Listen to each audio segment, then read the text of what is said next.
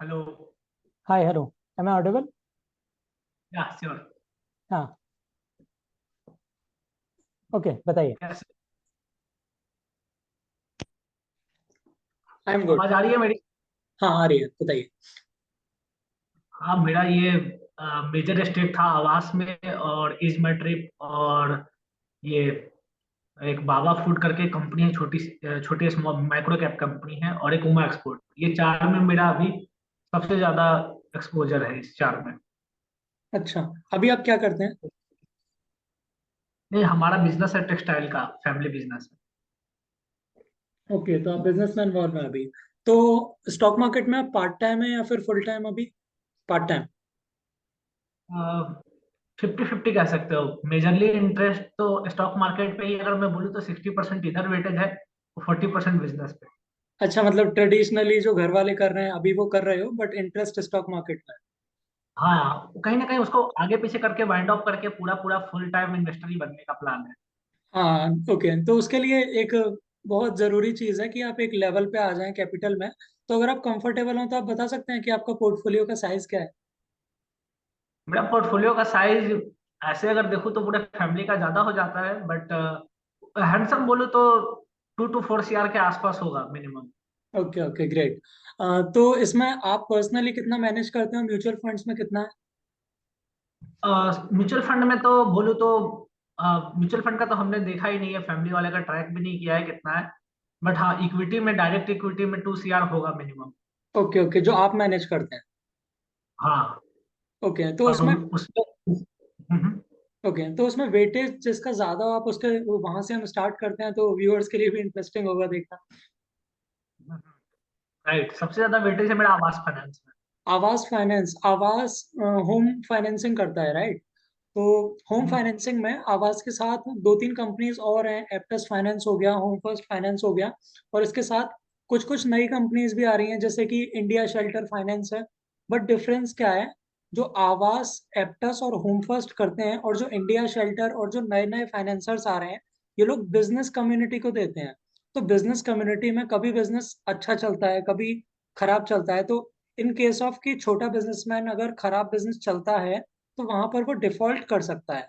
But ज्यादा ticket size future में, जैसे अगर कोई जॉब कर रहा है, तो टिकट साइज की तरफ से अगर हम देखते हैं तो जो ज्यादा रिस्क वाले बिजनेसेस हैं वहां पर टिकट साइज बढ़ सकता है, तो उनका ग्रोथ हो सकता है। जैसे कि जैसे किसी का ग्रोसरी स्टोर है, मान के चलो आप। तो ग्रोसरी स्टोर उसने मॉल कर लिया आगे चल के 2 4 5 साल में, तो जो 10 लाख रुपए का लोन ले रहा है हो सकता है 50 लाख रुपए का लोन ले।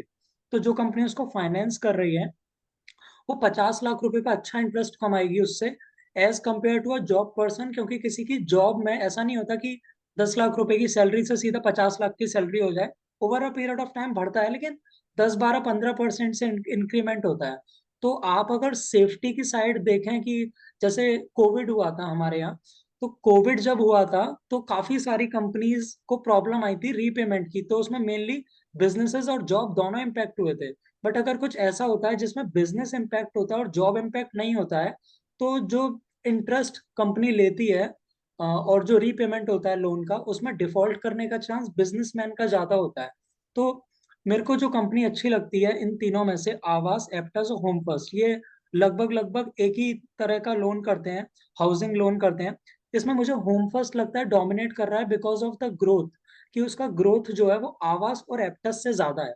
आप अगर पी देखेंगे तो जिस टाइम मैंने लिया था, मेरे पोर्टफोलियो में हो सकता है इधर उधर करके, तो आप उसको थोड़ा एजुकेशनल पर्पस के लिए समझें, बट जब मैंने लिया था उस टाइम पे 22 25 का पी था, और 1.5 साल से स्टॉक चला नहीं था। जब से वो लिस्ट हुआ था, अभी आईपीओ के लिस्ट हुआ था, तो साल 1.5 साल से वो चला नहीं था। बट उसके बाद भी मैंने लिया क्योंकि जो उसका क्वार्टर ऑन क्वार्टर ग्रोथ था वो 30 35% से ज्यादा था। तो उसमें जो उसका मैनेजमेंट है वो ज्यादा कन्विक्टेड लग रहा था। वहीं आवास और एप्टस भी था मेरे पास, बस आवास और एप्टस को मैंने एग्जिट किया था बिकॉज ऑफ द ग्रोथ, क्योंकि ग्रोथ जो है वो होम फर्स्ट में ज्यादा है। अब आप इसको ऐसा करके समझें, जैसे किराने की दुकान है, मान के चलो 3 दुकान है, एक जना 10 रुपए का सामान बेचता है, वो अगले साल 12 रुपए का बेचेगा। दूसरा जना 15 का बेचेगा, लेकिन एक जना जो है वो 10 का सामान इस साल बेच रहा है, वो अगले साल 20 रुपए का सामान बेचेगा। ओके, तो जो 20 रुपए का सामान बेच रहा है, अगले साल फिर वो 40 का बेचेगा, क्योंकि वो 100% से ग्रो कर रहा है ना, फॉर एग्जाम्पल। तो आने वाले टाइम में आप देखोगे कि उसके पास मार्केटिंग बजट बजट ज्यादा होगा, उसकी शॉप बहुत बड़ी हो जाएगी। तो जो छोटे प्लेयर्स हैं वो कहीं ना कहीं उसको दबा देगा और उसका डोमिनेंस हो जाएगा पूरे मार्केट में। तो जब भी उसकी जो पीयर कंपनी है वो बहुत अच्छा कर रही होती है, ऐसी कंपनी से मैं बचता हूँ। ऑल्दो आवास बहुत अच्छी कंपनी है, फाइनेंशियल्स अगर हम देखते हैं और मैनेजमेंट देखते हैं तो काफी स्ट्रांग है। लेकिन अगर आप ग्रोथ की बात करोगे तो आवास, एप्टस और होम फर्स्ट में मुझे होम फर्स्ट ज्यादा अच्छा लगता है। आवास सिक्योर है और ग्रोथ करता रहेगा, लेकिन 15 17 20% से ऊपर का ग्रोथ देखना, एक्सपेक्टेशन करना मेरे हिसाब से ठीक नहीं होगा। बट अगर आप उसमें कंफर्टेबल हैं 15 17 20% में, तो इट्स अ एक्सीलेंट कंपनी, बहुत अच्छा मैनेजमेंट है, मैंने स्टडी किया था, मुझे अच्छा लगा और सेफ है रखने के लिए। बट अगर आप एक्सप्लोसिव ग्रोथ एक्सपेक्ट कर रहे हैं तो मुझे लगता है कहीं ना कहीं आपको डिससेटिस्फेक्शन आवाज से मिल सकता है। क्योंकि जब इसमें प्राइवेट इक्विटी वाले बेचने आएंगे, होम फर्स्ट में ही बेचेंगे, बट उसका जो ग्रोथ है वो उसको कवर कर लेगा, प्लस पी एक्सपेंशन मिल जाएगा ड्यू टू हायर ग्रोथ। 35 38% का जहां तक मुझे याद पड़ता है ग्रोथ था। तो उसमें होता क्या है, 25 का पी अगर आप आज की डेट में देखेंगे तो 30 35 हो गया है। तो जो 10 का पी बढ़ा उसमें परसेंट वाइज आपको 20% के आसपास का मेरे हिसाब से रिटर्न बन गया होगा। तो वो चीज है, तो वो आवाज में इसलिए नहीं होगी क्योंकि इसका जो ग्रोथ है वो उससे कम है अपने पीयर ग्रुप से। तो वो रीजन है।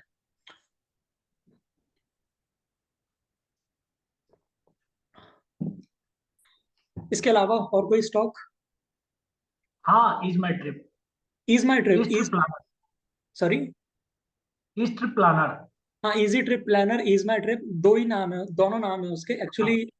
इसके साथ मेरी एक हिस्ट्री जुड़ी हुई है। जब मैं कॉलेज में था तो मैं इंटर्नशिप ढूंढ रहा था और यहाँ पर मेरे को जॉब ऑफर आया था इज माई ट्रिप से। तो दिल्ली में पटपरगंज करके एक जगह है, वहां पर इनका हेड ऑफिस है। बहुत छोटी सी बिल्डिंग है, even my house is bigger than their building, और वो रेंटेड बिल्डिंग बिल्डिंग थी। तो मैं वहां पर गया था जॉब के लिए और उससे पहले मेरे पास उसका स्टॉक था। जब वो उनका आईपीओ वगैरह आया था, जब से मैंने होल्ड किया हुआ था। तो मैं, मेरे लिए वो नोन था कि यार easy trip planner, is my trip में काम करेंगे, मजा आएगा। तो मेनली इनका जो कोर है जिस पे ये माल बेचते हैं अपना, वो ये है कि ये कन्वीनियंस फीस चार्ज नहीं करते हैं, जो कि अदर ब्रांड्स करते हैं, जैसे Booking.com हो गया और मेक माई ट्रिप हो गया। तो जो कन्वीनियंस फीस लगता है 600 रुपये का, वो ये चार्ज नहीं करते हैं। ये अपना मार्जिन बनाते हैं जो टिकटिंग कंपनीज होती हैं, मतलब कि जो प्लेन कंपनीज होती हैं और बाकी ब्रांड्स होते हैं जिनकी टिकट बेचते हैं, ये उनसे मार्जिन का कमाते हैं। तो इस तक कन्वीनियंस फीस ये नहीं देते हैं। तो मैं वहां पर जब गया तो अंडरग्राउंड में इनका वो था, कॉल सेंटर, उसी का मेरे को जॉब ऑफर आया था। ऑल्दो मैंने वो एक्सेप्ट नहीं किया क्योंकि मेरे को प्रोफाइल पसंद नहीं था। बट इनका जो टेक्नोलॉजिकल डिपार्टमेंट है वो मुझे बहुत स्ट्रांग लगा। और मैं ये देख रहा था कि यार ये छोटी सी बिल्डिंग है, इसका हेड ऑफिस कहाँ है, तो मैं बहुत क्यूरियस था। बट उसी टाइम मैंने देखा कि वहां पर वो जो होता है ना, एनएससी और बीएससी की बेल बजाते हैं, तो उसका स्टैचू टाइप का होता है, वो रखा हुआ था। और वहां पर मेरे को एक साइन बोर्ड लिखा दिखा, वहां पर इज माई ट्रिप लिखा हुआ था बोल्ड लेटर्स में। वो फोटो मैंने इंटरनेट पे देखा हुआ था, उस पर पिट्टी ब्रदर्स हैं, I don't know the exact name, वो दोनों भाई का फोटो वहां पर था। तो मेरे को कहीं ना कहीं लगा कि यार हेड ऑफिस किधर है। तो मैंने सर्च किया तो मुझे पता लगा इतना छोटा हेड ऑफिस है और वो भी रेंटेड प्लेस है। मतलब कंपनी को पैसा बनाने के लिए पैसा लगाने की जरूरत ही नहीं पड़ रही है, सारा जो काम है वो डिजिटल है। तो टेक्नोलॉजिकली इतना एडवांस बिजनेस है मेरे पास, ऑल्दो ये स्टॉक है नहीं due to the competitive reasons, क्योंकि कंपटीशन ज्यादा था। बट टेक्नोलॉजिकली इतना एडवांस है। दो ब्रदर्स थे, उनके फादर का टिकट का बिजनेस था। तो एक ब्रदर बाहर से पढ़ के लौटे और उसके बाद उन्होंने टेक्नोलॉजिकली इतना अपडेट कर दिया बिजनेस को कि वो एकदम से हाइट्स पकड़ता चला गया। तो ग्रोथ मुझे लगता है कि जो पास्ट कुछ ईयर्स में किया और हो सकता है आगे वाले ईयर्स में, तो ग्रोथ तो बहुत अच्छा है। लेकिन कंपटीशन इतना ज्यादा है, आप अगर देखेंगे कि इवन इंडिगो तो बोर्ड्स भी लगाने लगा है कि यार मतलब आगरा से जयपुर जाना है आपको, 1400 रुपए की फ्लाइट ले लो। तो इसमें जो कॉम्पिटिटिवनेस है उसमें गवर्नमेंट भी इंटरफेयर करती है। तो इस वजह से कॉम्पिटिटिव रीजंस की वजह से मुझे लगता है बहुत अच्छा ना करे। But as a company technology wise और फाउंडर्स की अगर आप बात करो तो मुझे वो ऑनेस्ट लगते हैं, और 2 जनरेशन से बिजनेस है। तो इसमें एक्सपीरियंस भी बहुत हो जाता है, उनके फादर भी इन्वॉल्व हैं, बट मेनली जो प्रिट्टी ब्रदर्स हैं दो, वो अब बिजनेस को देखते हैं, न्यूज चैनल्स वगैरह पे भी आपको वो दिख जाएंगे। इसमें तो मैंने थोड़ा बहुत देखा था, तो बसंत सर का एक लॉजिक है उसमें कि अपकमिंग जहाँ पे ग्रोथ दिखता है जिस सेक्टर में, उसके अगर कहीं ना कहीं लीडर को पकड़ो तो जब वो लीडर भी छोटा हो।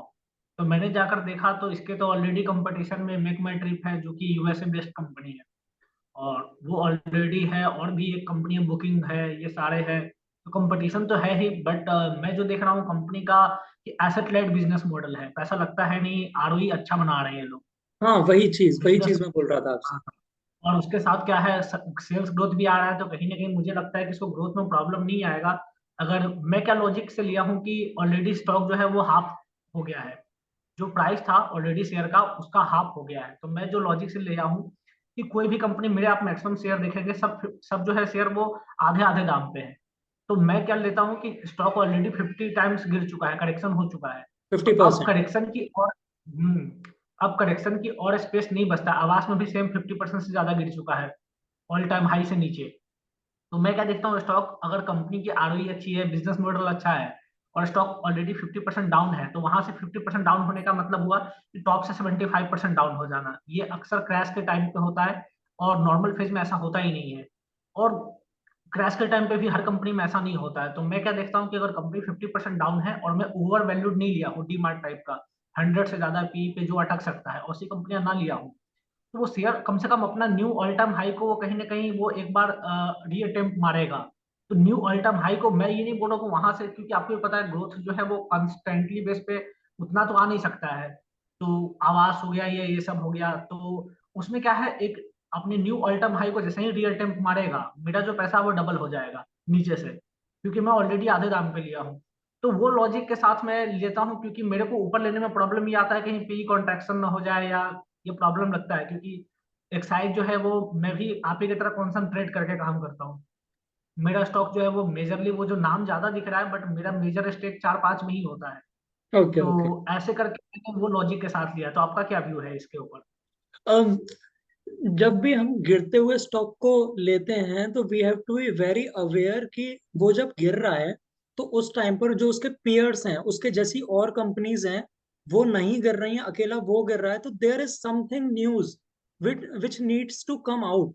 कोई ना कोई ऐसी बात है जो आपके सामने नहीं आई है, अगर अकेला वो स्टॉक गिर रहा है।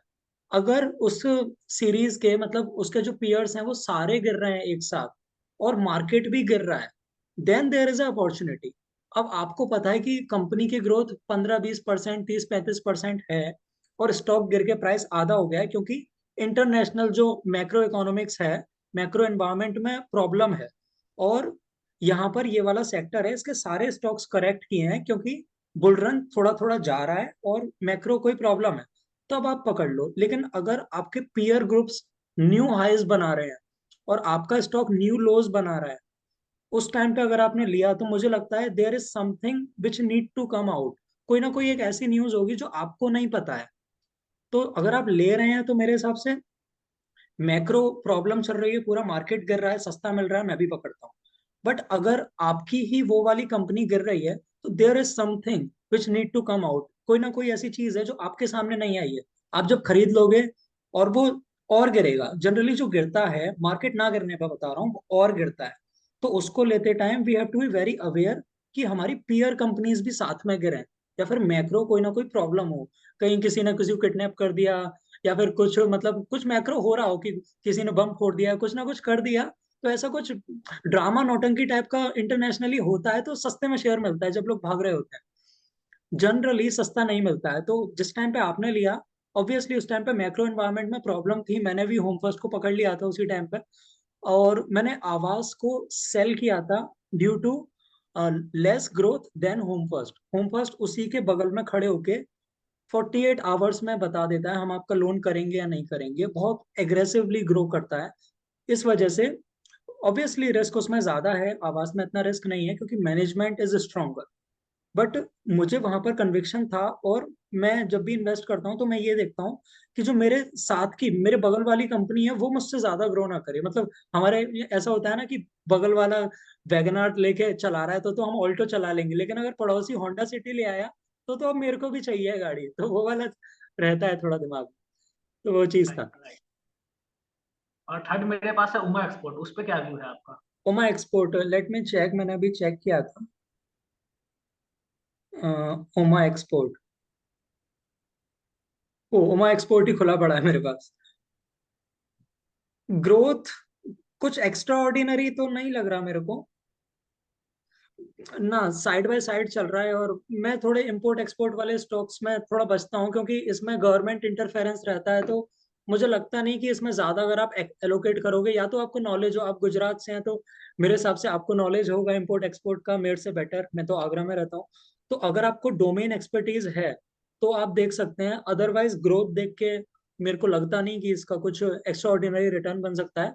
अच्छा कंपाउंडर हो सकता है, क्योंकि 10 15 20% का जो ग्रोथ है, बट मल्टी बैगर रिटर्न्स जब तक नहीं दिख सकते, जब तक ईयर ऑन ईयर इसका 30 30% 40 40% से ग्रो नहीं करे, तो जब तक के लिए मुझे लगता है कि ठंडा है।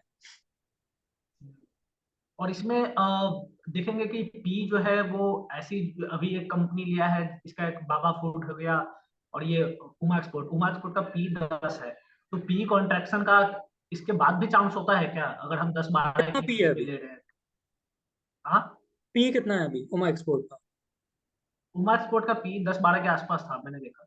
और ओमा एक्सपोर्ट जो काम करता है वही सेम काम और कोई कंपनीज करती हैं क्या?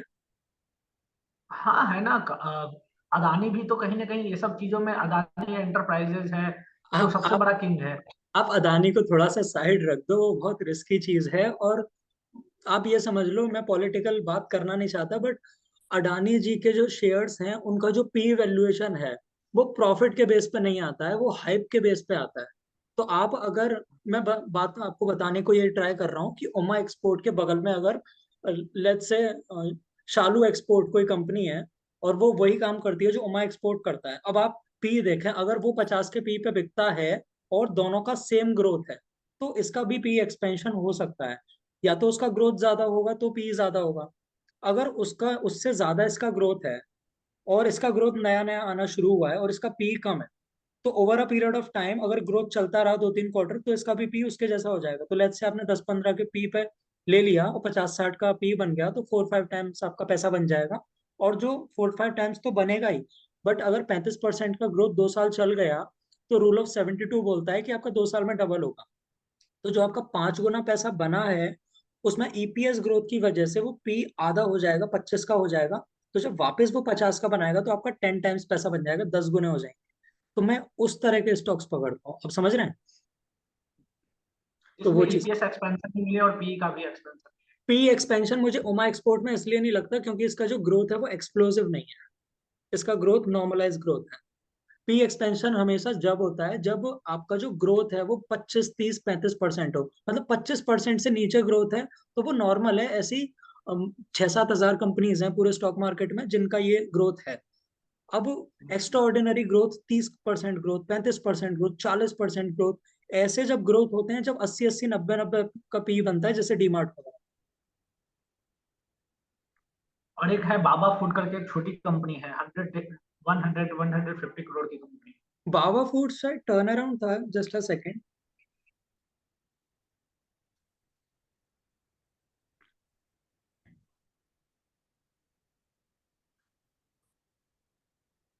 ये आपका बहुत रिस्की है, लेकिन इसमें आपका मल्टी बैगर रिटर्न बन सकता है, क्योंकि जो ग्रोथ है, आप प्रॉफिट ग्रोथ देखेंगे, 300% का ग्रोथ है 2022 और 2023 का।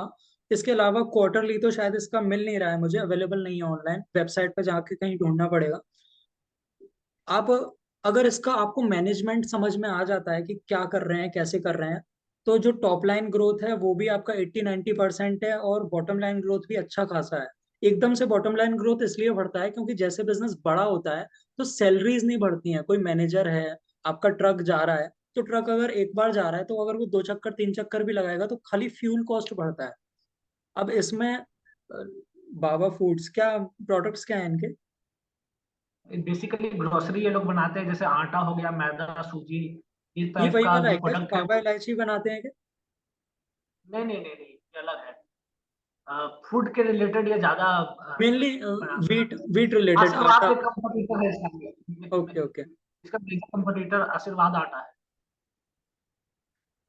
वैसे रैंडमली आपसे बात करते हुए मेरे को अच्छा स्टॉक मिल गया बाबा फूड, क्योंकि इसमें होता क्या है, जो भी ग्रोसरी रिगार्डिंग होता है, जैसे आटा है और कोई यूज करता है तो एकदम से वो बंद नहीं करता है, जैसे कोई पर्टिकुलर ब्रांड को यूज कर रहा है।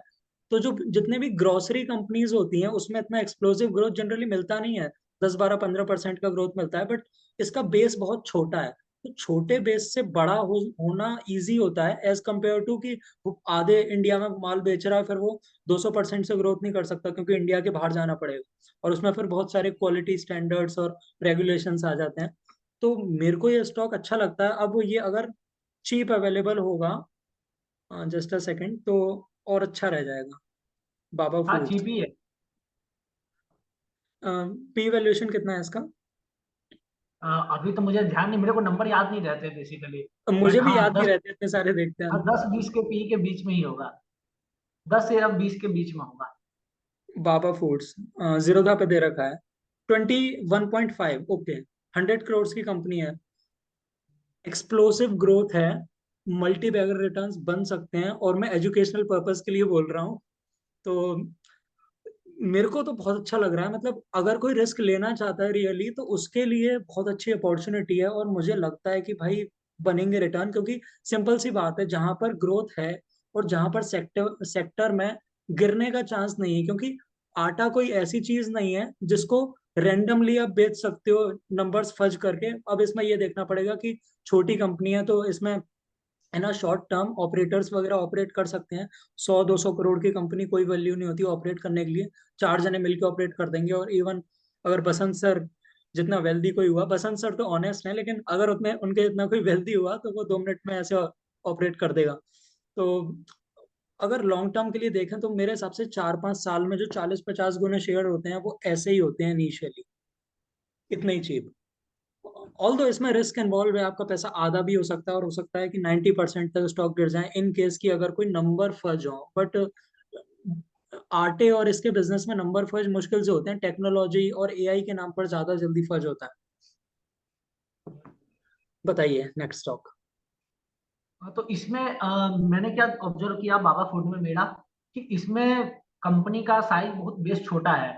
जैसे 10,000 करोड़ की कंपनी अगर 10 गुना हुआ तो 1 लाख करोड़ का होगा, जो कि सबसे बड़ी बड़ी कंपनियां हैं। उतना जो सैकड़ों साल, मतलब जो 50 साल 30 साल से काम कर रहे हैं, उनका जो साइज है वो 1 लाख करोड़ पे पहुंचने में बहुत ही डिफिकल्टीज होता है। तो वो मुझे नहीं लगता है कि बड़ी कंपनियां लेकर आप मल्टी बैगर रिटर्न बना सकते हो बड़े लेवल पे। तो वो बहुत कम कंपनियां होती है जो उसमें होता है। हाँ हाँ। I want to say something in that, बड़ी कंपनी और छोटी कंपनी में टाइम्स का डिफरेंस आ जाता है। जैसे कि मान के चलो, एजुकेशनल पर्पस के लिए बोल रहा हूँ, मान के चलो पॉली कैब है, ठीक है। Poly cab already large cap है, बट अभी वो जिस तरह का एक्सपेंशन कर रही है, मुझे पता है उसमें 10 गुना पैसा बनना पॉसिबल नहीं है, लेकिन डबल होना पॉसिबल है, 3 टाइम्स होना पॉसिबल है, क्योंकि कंपनी अपना एक्सपोर्ट बढ़ा रही है, नंबर ऑफ यूनिट्स बढ़ा रही है, कंपनी का पास कैश बहुत है। और एफएमईजी प्रोडक्ट्स जो हैं वो पहले एक्सेप्टेबल नहीं थे मार्केट में, अब वो धीमे धीमे एक्सेप्ट हो रहे हैं। और इनके पास जो मार्जिन्स हैं, जैसे मान के चलो प्लाजा केबल है, आरआर केबल है, इनके पास 5-7%, 8% के मार्जिन है। पॉलीकैब के पास 14% मार्जिन है।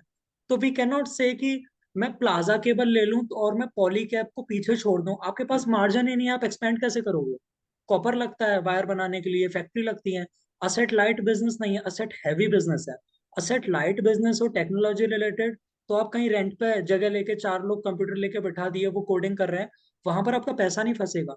ये हार्ड मैन्युफैक्चरिंग बिजनेस है, और उसके पास मार्जिन ज्यादा है, वो ज्यादा महंगी मार्केटिंग कर सकता है, वो ज्यादा स्टॉक कर सकता है, तो उसको ज्यादा लेने में और सस्ता पड़ेगा। तो यहाँ पर छोटी कंपनीज लेना, ऐसा नहीं बोलूंगा कि बेवकूफी है, बट डिफिकल्ट है, क्योंकि उसके पास मार्जिन नहीं है। तो जस्ट बिकॉज वो छोटा है इसलिए बड़ा हो जाए, इट्स नॉट रियलिस्टिक। बट बड़ा, बहुत बड़ा नहीं हो सकता, लेकिन इतना बड़ा हो सकता है कि किसी के पास मान के चलो आपका 50 लाख का पोर्टफोलियो है, आपने 10-15 लाख लगा दिए, तो वो 15 को 30 करने की ताकत रखता है, तो वो आपके पूरा पोर्टफोलियो की शक्ल बदल देगा।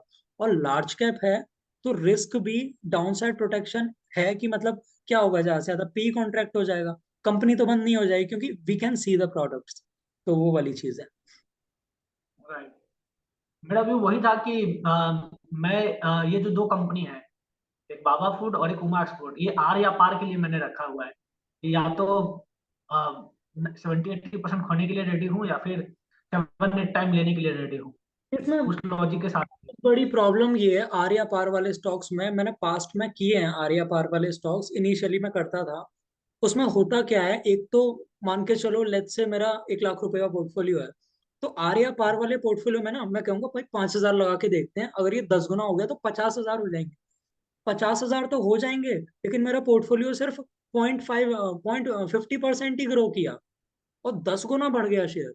वहीं अगर मैं किसी ऐसे शेयर में लगाता, let's say for educational purpose Polycab में लगाता, और वी सपोज कि स्टॉक साल या 2 साल में डबल होता है, तो मैं उसमें 5,000 नहीं लगाता, मैं उसमें 60,000 70,000 लगा सकता था, क्योंकि मुझे पता है कि ये जीरो नहीं होने वाला, ये 10 20 30% खो देगा मैक्सिमम।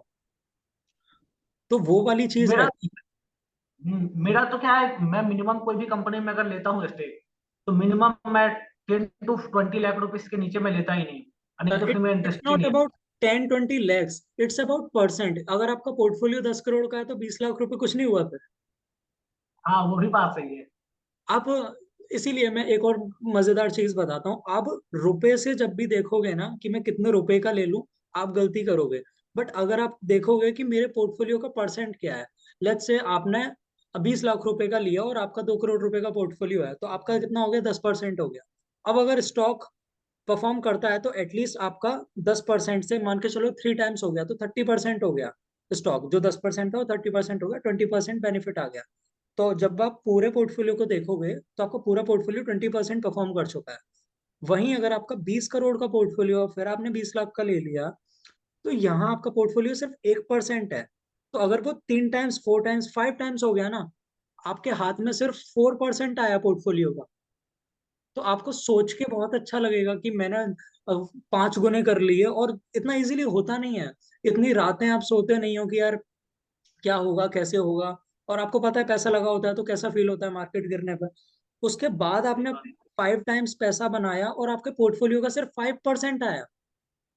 तो छोटी कंपनी लेने में ये प्रॉब्लम रहता है कि या तो आपको डोमेन समझ में आए कि क्या हो रहा है कैसे हो रहा है, आपको फाउंडर्स समझ में आ रहे हैं, अदरवाइज आप इसका मोटा स्टेक नहीं खरीद सकते। आप अपने पोर्टफोलियो का 30% डालोगे बाबा फूड में,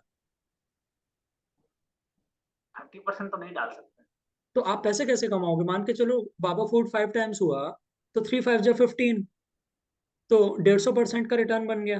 तो 150% का रिटर्न आपका कैसे बनेगा जब आपका पोर्टफोलियो डबल बाबा फूड करा ही नहीं सकता, क्योंकि आप डाल ही नहीं सकते। क्योंकि कल को अगर कंपनी खत्म हो गई या फिर नंबर्स जो हमें दिख रहे हैं ग्रोथ वो फर्स्ट हुआ, तो उस केस में हम क्या करेंगे? इस वजह से बहुत छोटी कंपनीज जिस पे मैं अपने पोर्टफोलियो का, मैं ये सोचता हूँ कि मैं क्या आधा पोर्टफोलियो इधर डाल दूंगा, मतलब मैं उन्हीं कंपनीज को खरीदता हूँ जिसमें मैं आधा पोर्टफोलियो डाल दूंगा। क्योंकि अगर मैं उसमें छोटे नंबर से ट्राई करता हूँ तो वो मेरा टाइम वेस्ट कर रहा है, आपका पोर्टफोलियो चेंज नहीं हो रहा है। मेरा आइडिया हमेशा ये रहता है कि मेरा पोर्टफोलियो पूरा रिटर्न चेंज हो, मेरा 100% का पोर्टफोलियो है, तो 200% वैल्यूएशन आए, पोर्टफोलियो डबल हो, ये कितने टाइम में होगा? तो आई डोंट थिंक कि बाबा फूड आपका वहां पे रोल प्ले करेगा। आपको मजा आएगा कि मेरा डबल हो गया ट्रिपल हो गया, बट मेरे हिसाब से जब तक आपको कन्विक्शन ना हो कि मैं अपना आधा पोर्टफोलियो भी इसमें डाल सकता हूँ, ये इतना स्ट्रांग है, जब तक आपको वो पैसों में ज्यादा पैसे कमा के नहीं दे सकता, परसेंट बहुत कमा देगा। तो वो एक बड़ा डिफरेंस है। Right, absolutely. और एक मेरा कंपनी था, वो भी एक स्मॉल कैप कंपनी है, डांगी डम्स करके। उसका प्रोडक्ट पर्सनली लेवल पे पीटर लिंच का डायलॉग है ना कि बाय व्हाट यू सी। तो हम जो अहमदाबाद रीजन में रहते हैं, तो यहाँ सेलिब्रेशन में जो बर्थडे हो गया या कोई भी सेलिब्रेशन हो गया, तो हम जो केक्स लाते हैं, तो डांगी डम्स एक फेमस ब्रांड है जो अहमदाबाद रीजन में वो क्वालिटी और प्रीमियम प्रोडक्ट बेचने में वो आप जाना माना कंपनी का जाता नेम बताएंगे क्या, मैं थोड़ा देख लेता हूँ उसको। है। Dangee Dums, DANGEE। DN Dangee Dums, okay.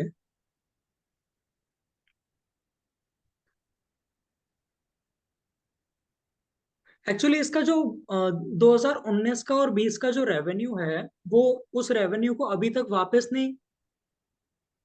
Okay, हमारी वीडियो 10 मिनट में एंड होने वाली है, एक्चुअली जूम का टाइमर है तो हमें थोड़ा जल्दी करना होगा।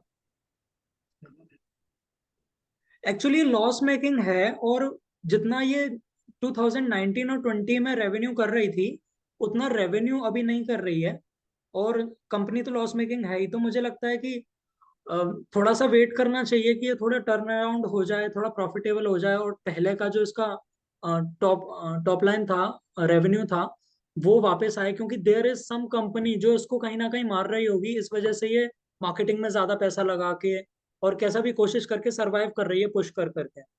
तो जब तक ये प्रॉब्लम सॉल्व नहीं होगी, जब तक, वही वाली बात, आप अपना पोर्टफोलियो का ज्यादा एलोकेशन नहीं करोगे तो पैसा कैसे बनेगा?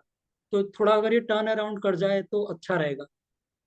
Buy what you और see can only work if you buy it in the beginning. अगर आप ये थोड़ा सा टर्न अराउंड हो जाए, उसके बाद आप समझो कि ये लॉस मेकिंग क्यों था। वो अपनी मर्जी से लॉस मेकिंग था, वो कैसे पता लगता है कि इनका ग्रॉस मार्जिन क्या है? ग्रॉस मार्जिन अगर 40% है, 50% है, तो अपनी मर्जी से लॉस मेकिंग है। और अगर ग्रॉस मार्जिन 10% है, लेट्स से टेलीकॉम कंपनीज की बात करते हैं, अब वोडाफोन आइडिया है, वो अपनी मर्जी से लॉस मेकिंग नहीं है, वो चाह के भी प्रॉफिट नहीं कर सकता। I am not targeting any company, but आप ही बताओ, आपको 600 रुपए में अगर 2 महीने का प्लान मिलता है, आप 700 रुपए में लोगे, 800 रुपए में लोगे? नहीं लोगे। तो वो वाली प्रॉब्लम रहती है। तो लेट इट टर्न अराउंड, उसके बाद अगर हम देखेंगे तो मुझे लगता है अच्छा पैसा बन सकता है, बट जस्ट अभी दिख रहा है, इस वजह से ले लें तो वो थोड़ा प्रॉब्लमेटिक होगा। ओके, और आप कैश फ्लो को कैसे एनालाइज करते हो? कैश फ्लो मैं थोड़ा कम ही देखता हूँ। मेरे को जो मेनली देखना होता है, ओवर एनालिसिस हो जाता है। कैश फ्लो को मैंने पढ़ने की कोशिश करी थी पहले, और पढ़ना सीखा भी था, बट कैश फ्लो पढ़ने से मुझे इतना बेनिफिट नहीं हुआ जितना बेनिफिट हुआ मेरे को प्रॉफिट एंड लॉस स्टेटमेंट देखने से। आप मेनली दो तीन चीजें अगर देखेंगे तो आपका काम हो जाएगा। पहले तो आप देखें कि इसका रेवेन्यू ज्यादा तेजी से ग्रो कर रहा है या फिर प्रॉफिट। अगर प्रॉफिट ज्यादा तेजी से ग्रो कर रहा है, रेवेन्यू ग्रो नहीं कर रहा है, तो मतलब वो मार्केटिंग का पैसा काट रहा है, वो किसी ना किसी एम्प्लॉय को निकाल रहा है और उसका पैसा बच जा रहा है, राइट?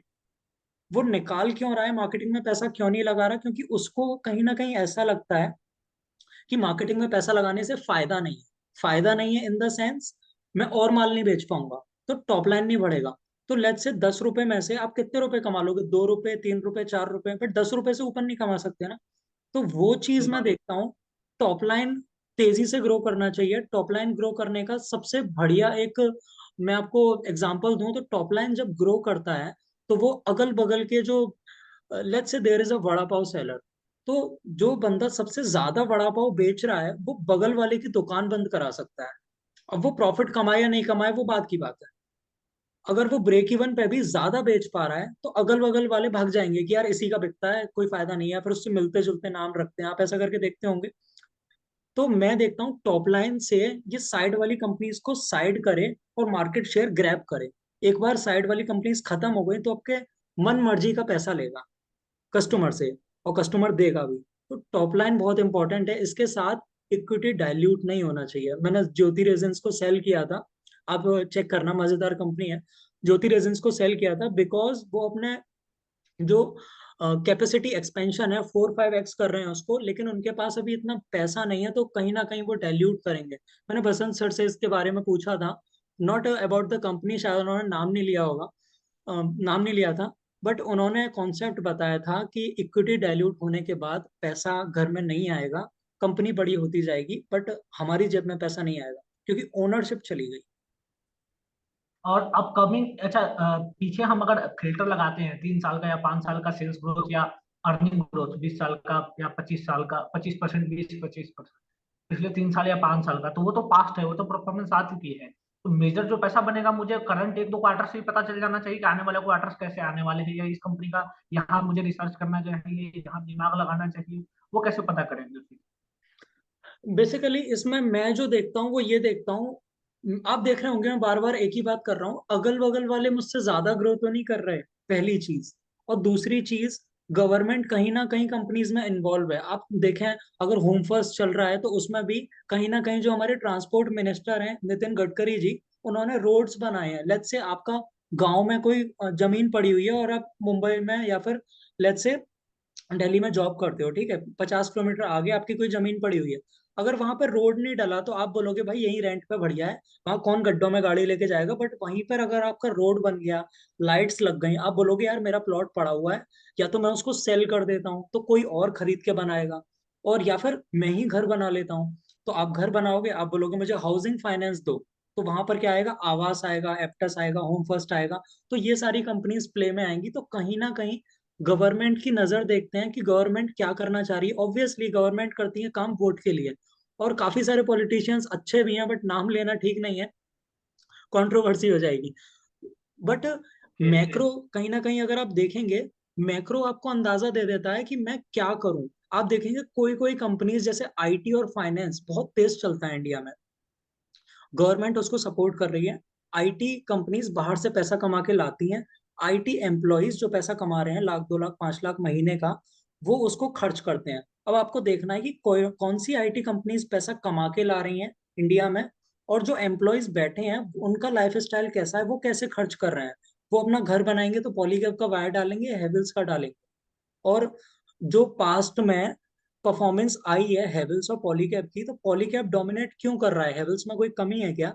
तो आप छोटा मोटा ट्रायल भी कर सकते हो अपने, जब भी आप परचेज करते हो, जब कोई लाइट लेने गए, कुछ गए, तो आप देखोगे कि प्राइसेस में कोई मेजर डिफरेंस है क्या। अगर वहां पर अनऑर्गेनाइज्ड मार्केट बहुत ज्यादा है कि प्राइस में डिफरेंस नहीं है, तो आपको लगेगा कि यार ये डोमिनेट नहीं कर पाएगी। जैसे अनऑर्गेनाइज प्लेयर दे रहा है आपको 50 रुपए का वायर, और हेवल्स दे रहा है 200 रुपए का, तो मोस्टली लोग बोलेंगे कि यार ये 50 वाले में बढ़िया क्वालिटी हो तो वो दिखा दो।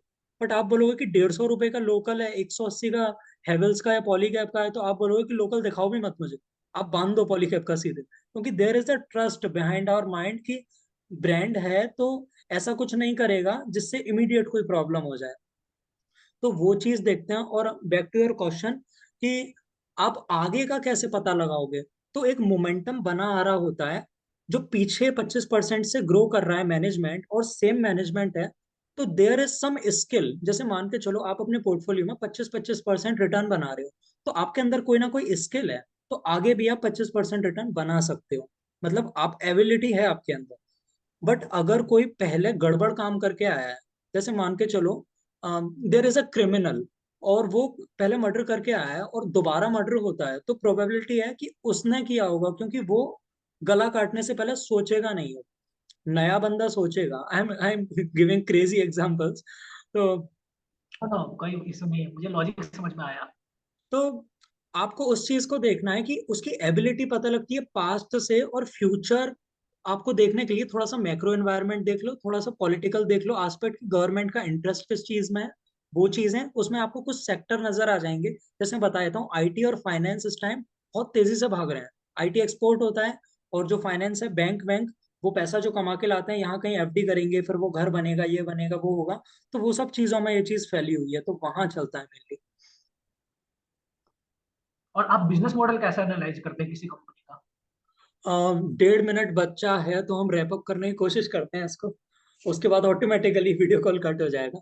तो बिजनेस ओके। मॉडल एनालिसिस में ऐसे ही करता हूँ कि मैनेजमेंट जो बोल रहा है, जैसे मान के चलो इस क्वार्टर में मैं ये करने वाला हूँ, और ये कर दिया, ये वो तो पता लग गया। अब वो बोल रहा है आपको साल भर पुराना इंटरव्यू मिल जाएगा, 6 महीने पुराना इंटरव्यू मिल जाए, आप उसको देखो कि उस टाइम वो क्या बात कर रहा है।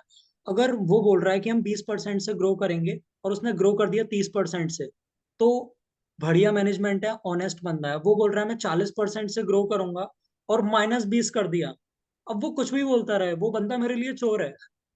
अब वो अगले साल कुछ भी करे, कंट्रोवर्सी हो जाएगी। बट आप अगर देखना चाहें तो अ, बीच में स्मॉल अगर बैंक देखेंगे, तो इक्विटास के जो प्रमोटर हैं उन्होंने रिजाइन किया कर दिया था, और उसके बाद वापस आए थे वो। उसके बाद स्टॉक डबल हुआ, लेकिन जिस दिन उन्होंने बोला कि मैं वापस आ जाऊंगा, मैंने स्टॉक को सेल कर दिया, क्योंकि I don't want a promoter जो अपनी कंपनी छोड़ने को रेडी हो जाए।